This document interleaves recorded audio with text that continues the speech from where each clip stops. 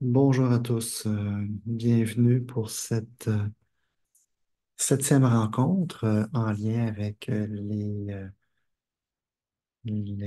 81 versets du Tao Te Ching, écrits par Lao Tzu, voilà déjà plus de 2500 ans, 2500, 3000 ans. Donc, à travers la lecture des versets, je vais vous apporter parfois certains commentaires, parfois vous partager quelques expériences toujours avec humilité selon la compréhension que je peux avoir du Tao Te Ching. Voilà. Nous sommes déjà rendus au septième verset et euh, progressivement, eh bien, nous allons découvrir ce que ce septième verset nous réserve. Et voilà, comme suit, le ciel est éternel, la terre perdure. Pourquoi le ciel et la terre ont-ils une durée éternelle? Parce qu'elles ne vivent pas seulement pour eux-mêmes. Voilà le secret de leur durée. Pour cette même raison, le sage se place derrière les autres et termine premier. Il demeure un témoin de la vie et donc il perdure. Comblez les besoins des autres et tous vos besoins seront comblés. C'est par l'action désintéressée que la satisfaction est atteinte.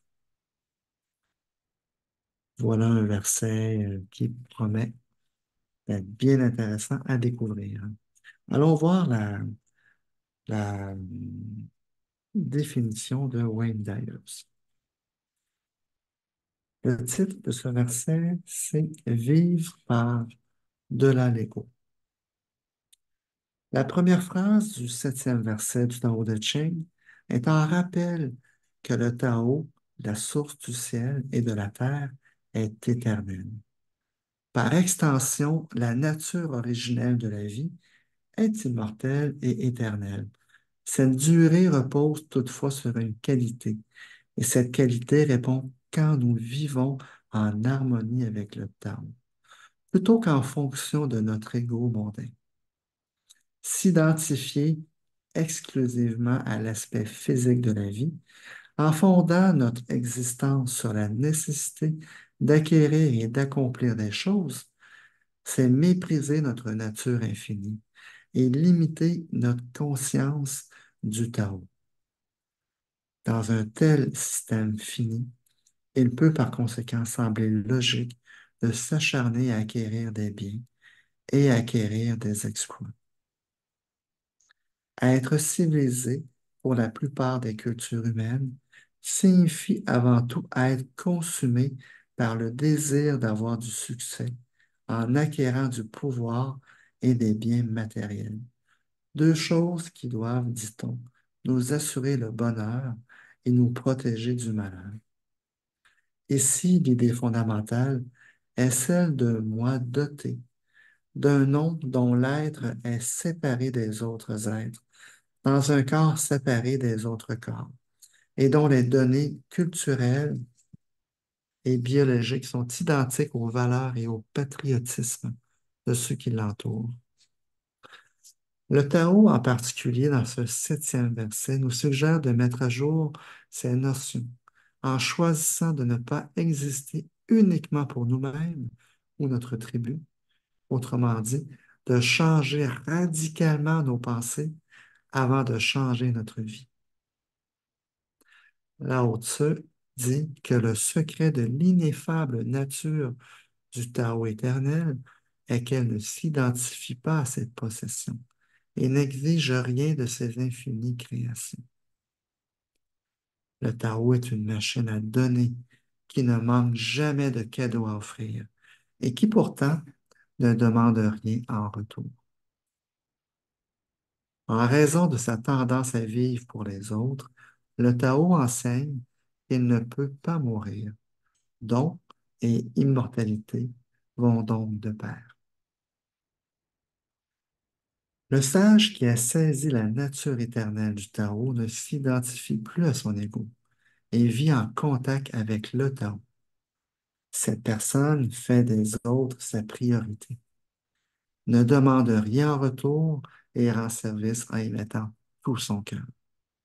Ainsi, le sage vit l'ultime paradoxe du Tao. En donnant sans demander, il attire dans sa vie tout ce dont il peut avoir besoin. Mais elle a répété cela. En donnant sans demander, il attire dans sa vie tout ce dont il peut avoir besoin, dans la mesure de ses moyens. En passant après tout le monde, le sage termine en tête, en faisant passer les autres devant.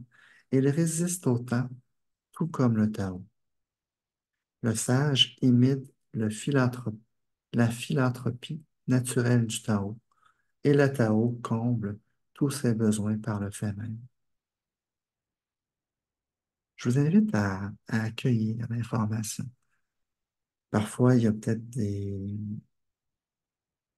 portions qui sont plus faciles à comprendre, et pour d'autres parties, c'est plus abstrait. Je vous rappelle que les, que les versets de là-dessus ne s'adressent pas nécessairement à l'intellect de, de base, ou cette partie de nous qui nous sert à faire notre comptabilité, mais fait appel davantage à cette partie de nous qui est connectée avec la, l'intelligence universelle. Et puis, à ce titre, même s'il y a qu'une partie que l'on est capable de capter comme information, je suis certain qu'en accueillant, en nourrissant un espace d'ouverture pour accueillir ces pensées, bien au-delà des mots que vous pouvez entendre, ressentez toute l'intention et toute la lumière qui peut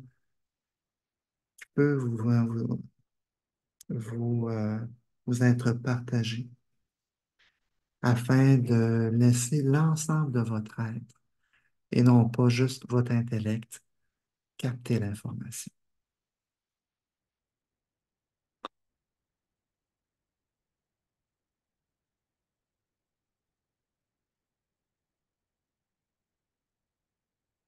L'ego est une force exigeante qui n'est jamais satisfaite. Elle demande constamment à ce que nous acquérions plus d'argent, plus de biens, de pouvoir, de gloire, de prestige, pour lui fournir le carburant dont elle croit avoir besoin. Vivre une vie centrée sur le Tao plutôt que centrée sur l'ego nous permet d'échapper à cette course folle et de recevoir en retour tranquillité d'esprit et contentement. Le contentement, je vous l'accorde, c'est une notion qui qui est davantage reliée euh, à toute la culture de l'Est, au niveau de l'Asie, de l'Inde. Euh, hum, mais quand même, c'est intéressant de pouvoir créer un espace pour être de plus en plus apprécié, avoir la gratitude, avoir cet espace de contentement à l'intérieur de nous afin de nous ouvrir à accueillir ce que la vie a de beau et de bon pour nous. Le contentement pour moi est cet état où est-ce que je, je vibre dans cet espace où est-ce que j'ai tout ce qu'il me faut pour vivre. Et j'ai cette foi que la vie va subvenir à mes besoins et va m'apporter tout ce dont j'ai besoin et même davantage. Donc, il n'y a pas de notion de manque ou de perte. Voici ce que nous dit, selon Wayne Dyer, la sagesse de ce verset du Tao de Ching en ce début du 21e siècle. Essayez de vous défaire de l'emprise de l'ego en mettant en pratique l'enseignement du Tao qui nous dit qu'en comblant les besoins des autres, tous nos besoins seront ainsi comblés. Donc, effectivement, en comblant les besoins des autres, donc en amenant notre focus non plus sur ce, ce que nous aimerions ou ce qui nous manque, et davantage sur ce que l'on peut apporter à l'autre, et ça, on transpose notre énergie au lieu de demander, puis on donne. Et lorsque l'on donne, il y a un mouvement qui nous revient naturellement. En rendant service aux autres dans un esprit de générosité, non seulement vivrez-vous une vie plus satisfaisante, mais vos actions se synchroniseront au rythme perpétuel du Tao et de sa puissance, et sa puissance circulera librement en vous. Toutefois, votre ego veut exactement le contraire.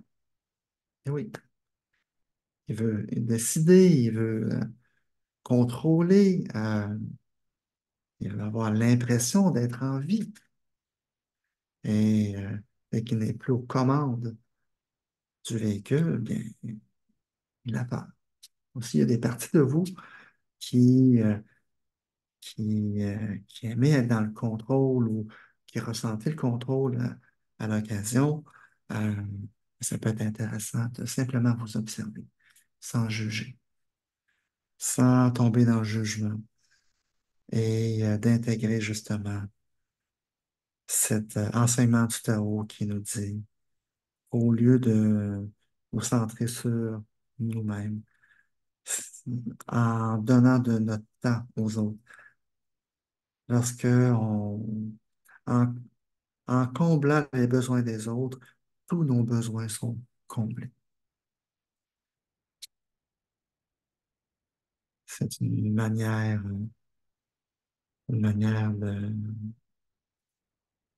de vivre intéressante. En rendant service aux autres dans un esprit de générosité. Oui, et je suis rendu. Toutefois, votre ego veut exactement le contraire et c'est pourquoi il vous dit de toujours penser d'abord à vous-même et de prendre votre part avant que quelqu'un d'autre ne vous devance. Le problème avec les conseils de l'ego, c'est c'est qu'ils vous font inévitablement tomber dans le piège du désir et de la frustration. Et par conséquent, vous avez toujours l'impression qu'il vous manque quelque chose. La fameuse notion de manque que je vous parlais il y a quelques instants. Quand vous tendez la main en pensée ou en action, vous déclenchez une énergie aimante, synonyme de don. Faites passer les autres avant vous de toutes les façons possibles en affirmant: je vois la source sacrée et invisible, toujours en train de donner sans rien demander en retour. Je veux moi aussi être à son image dans mes pensées et mes actions.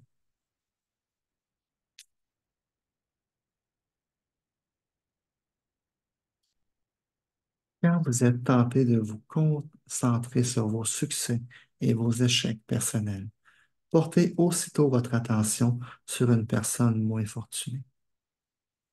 Vous vous sentirez plus solidement ancré dans la vie et plus satisfait que si vous vous laissiez aller à recenser les circonstances de votre propre vie. Imaginez ce que serait votre vie si vous vous libéreriez de l'emprise de votre ego. Rendez service aux autres et il vous sera rendu au centuple.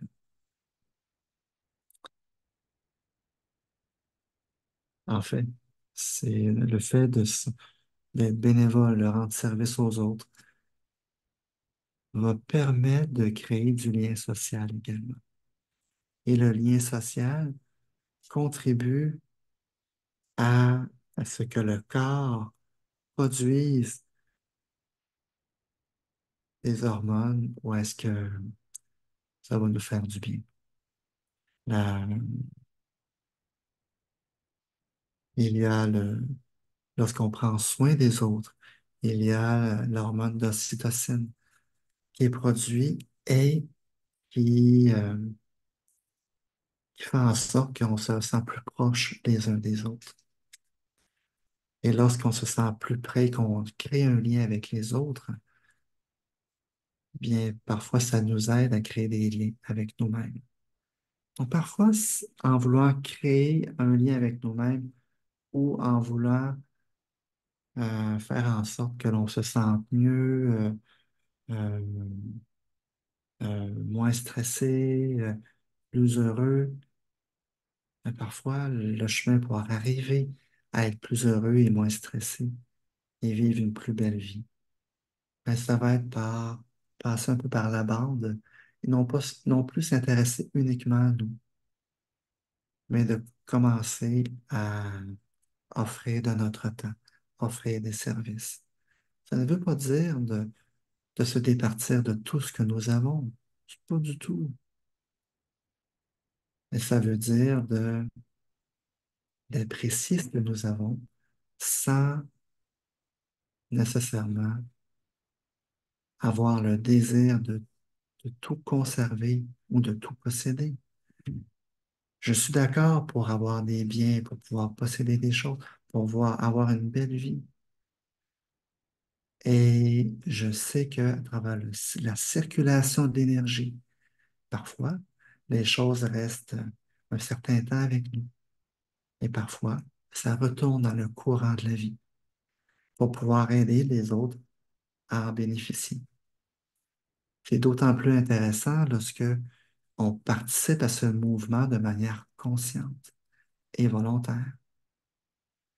Donc, le mouvement de la vie, le mouvement du Tao, va agir de manière que l'on soit conscient ou inconscient, ce mouvement va être là. Il passe à travers nous. Imaginez l'impact que ça va pouvoir avoir sur vous. Le fait d'agir consciemment, à donner de votre temps ou à contribuer au bien-être de quelqu'un d'autre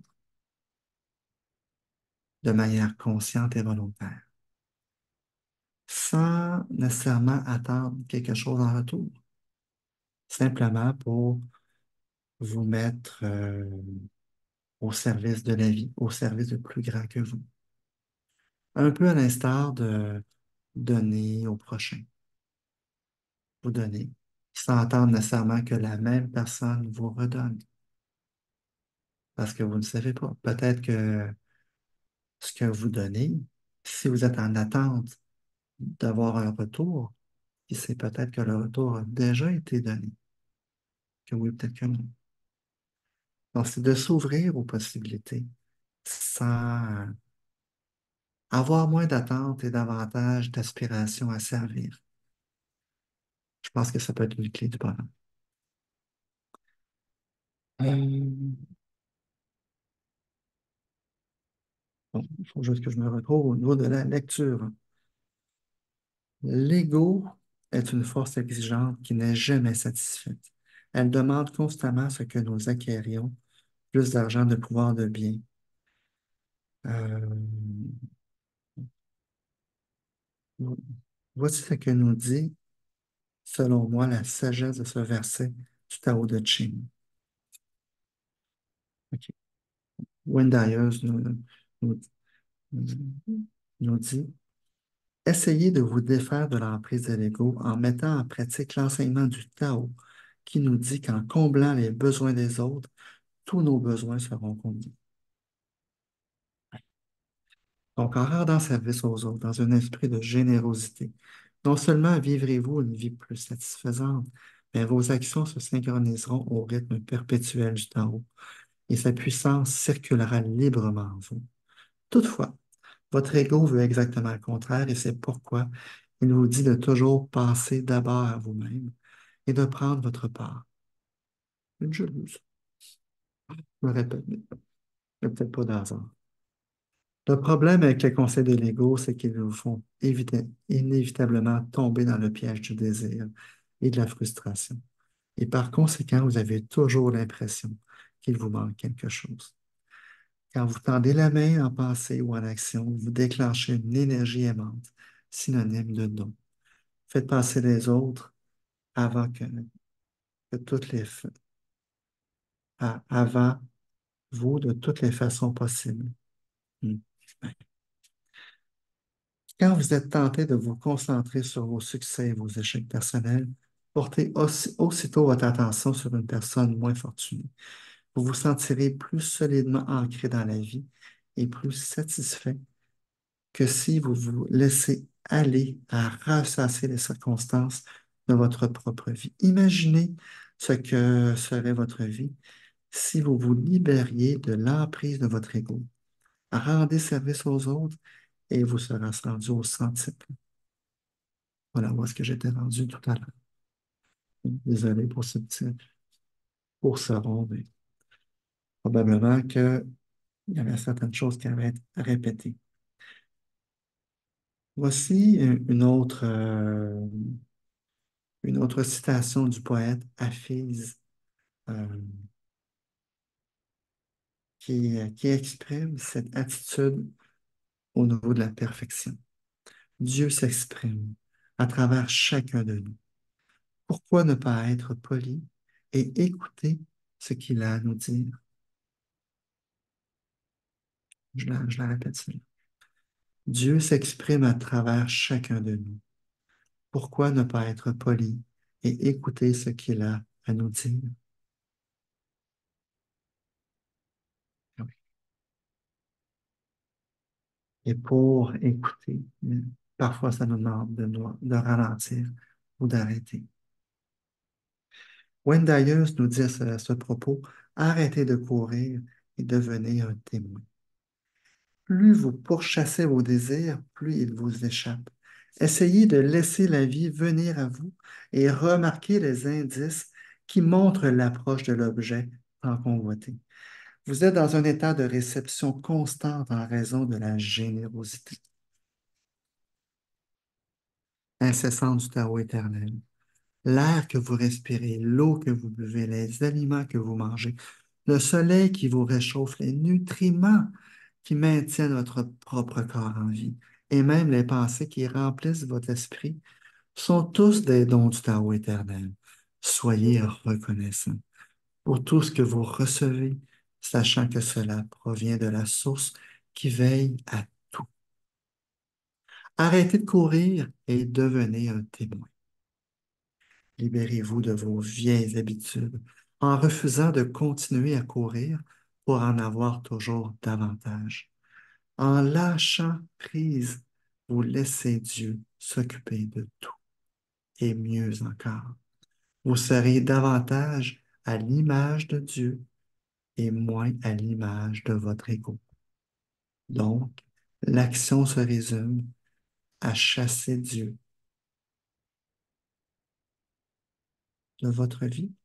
Hmm.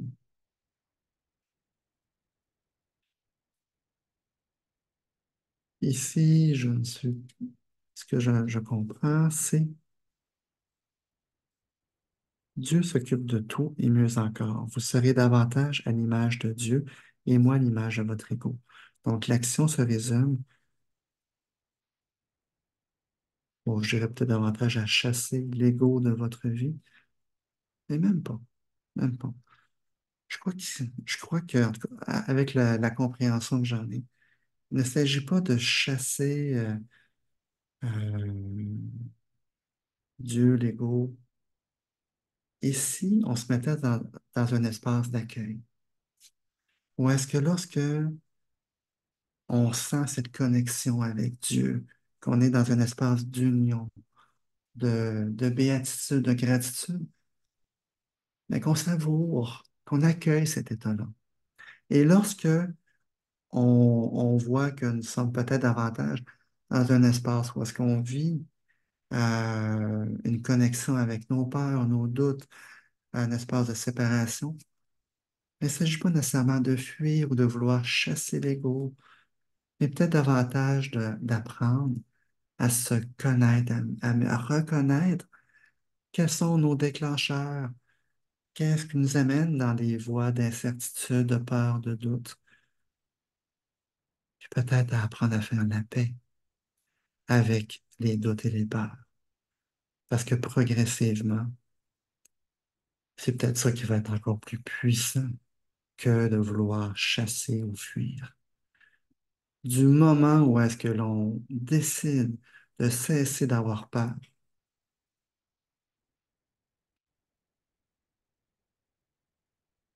Mais c'est là où est-ce qu'on commence véritablement à reprendre du pouvoir dans notre vie. Et avec ce pouvoir, le pouvoir de choisir. Et c'est aussi bien de choisir en conscience plutôt que de laisser notre inconscient mener la barque de notre destinée. Voici le conseil que Wayne Dyer nous propose pour aujourd'hui. Mettez le Tao en pratique. Soyez attentif aux demandes de votre ego durant la journée. Choisissez de les désamorcer autant que possible sans toutefois dépasser la mesure, en leur assignant par exemple un degré d'intensité. Les situations où vous pouvez facilement surmonter les exigences de votre ego correspondent à un degré faible, alors que celles que vous pouvez difficilement étouffer correspondent à un degré élevé. Par exemple, disons que votre conjoint est au volant d'une voiture dans laquelle vous êtes passager. Vous voyez une place de stationnement parfaite, mais votre conjoint passe à côté sans la voir ou emprunte un chemin différent de celui que vous prenez d'habitude. En silence, notez le degré d'inconfort que provoque votre décision de ne rien dire. Est-ce que votre ego vous fait savoir ce qu'il préfère? C'est intéressant comme observation. C'est vraiment dans l'optique, est-ce qu'on continue à être dans le contrôle ou si on aspire à rentrer progressivement et à connecter à un plus grand espace de maîtrise, d'observation et de connaissance de nous-mêmes, afin de pouvoir rentrer dans le flot de la vie, véritablement. Ça coule de manière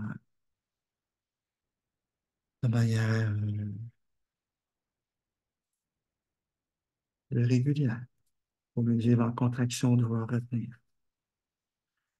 Ou encore, Wendayer nous dit, ou encore si l'occasion vous est donnée de mettre en évidence vos connaissances spécialisées ou de raconter un événement où vous avez été honoré ou vainqueur, notez l'inconfort qui suivra votre décision de demeurer silencieux.